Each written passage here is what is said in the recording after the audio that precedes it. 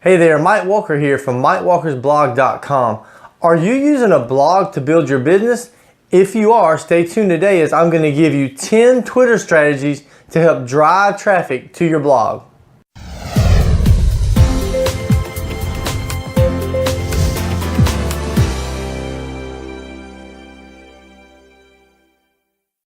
Okay guys, so if you're building your business by using a blog, you obviously know that there's different things you have to do to try to promote your content, to get your content out there.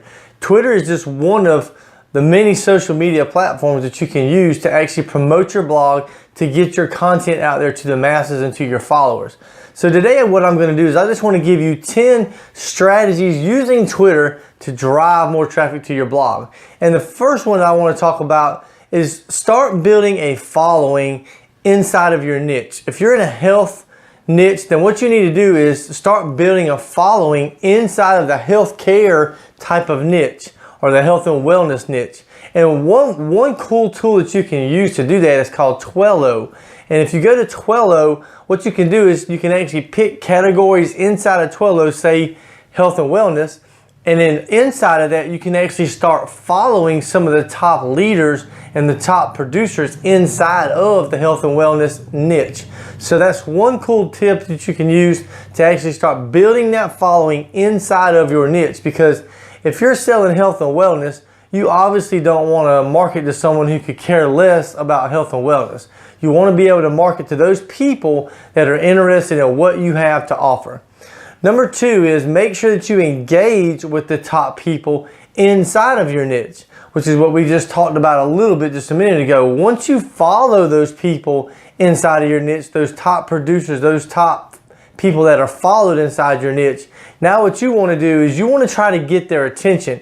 One way you can do that is to retweet their content and also create blog posts mentioning their names and things that they've accomplished or things they've done. And then once you create that blog post, say about them, make sure that you tweet them and let them know that, hey, I just wrote a blog post and you're in it. You know, it kind of basically it's like giving them a mention, basically is what it is. Like, you know, hey, I wrote a blog post and I mentioned you in my blog post, you might want to check it out.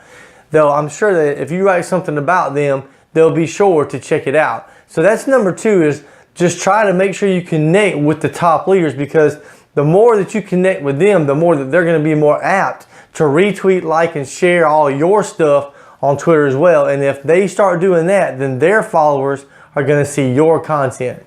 Number three is to select the Twitter tool to use to manage your Twitter accounts. It's going to be really, really hard if you try to do everything manually. So make sure you pick a good tool to manage your Twitter accounts. My personal preference is Hootsuite. I used it years ago and it got to where I really just didn't like it much, but they've made some changes over the last couple of years, and Hootsuite is actually really, really good. A lot of the top marketers are using it because you can actually use it for all of your social media platforms now.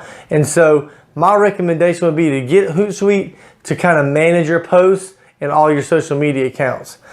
Number four is to make sure that you promote all of your Twitter content to all of your Twitter gang, so to speak, or your following. Make sure that you promote all of your material.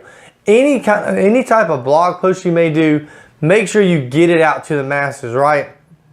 Make sure, number five, that you put a link on your Twitter page.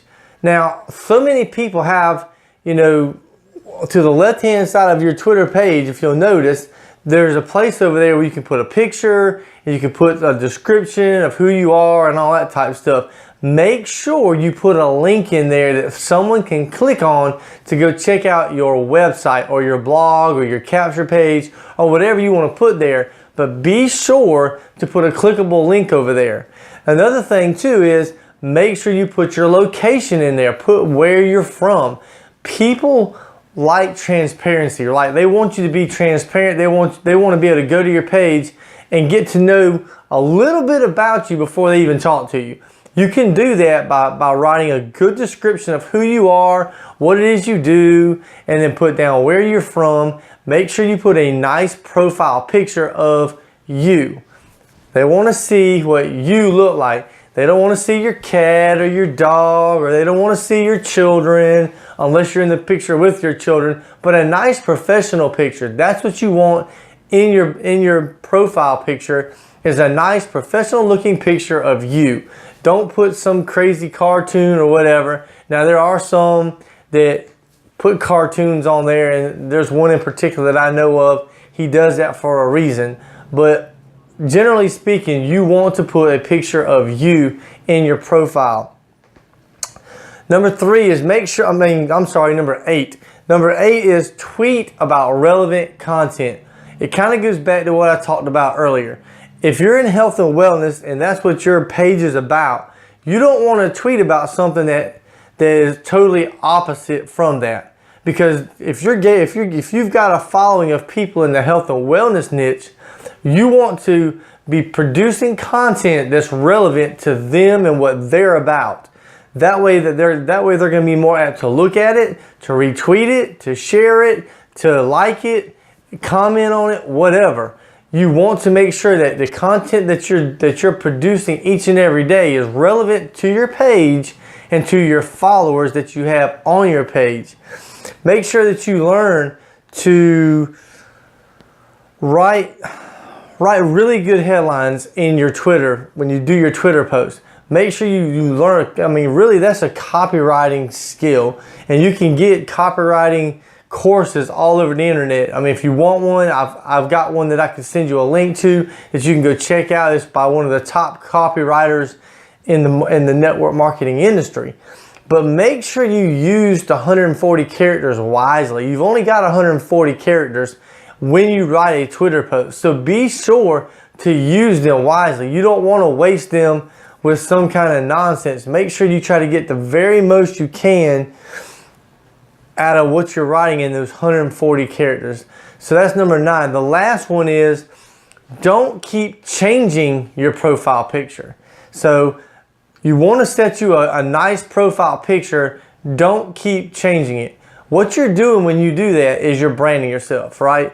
When you keep a profile picture there and don't keep changing it every 2 days or 3 days or whatever, people get to recognize you on your profile. So even if they're just skimming through their feed, if your picture pops up like, oh, that's John, because they recognize that photo because it's always there. That banner is always there. That cover page is always there. Try to use the same picture on all of your social media sites. If you have a banner like for your Facebook cover or Twitter or YouTube, whatever, try to use the same one across all of your social media sites. That way you'll be more recognizable because it's really all about branding you.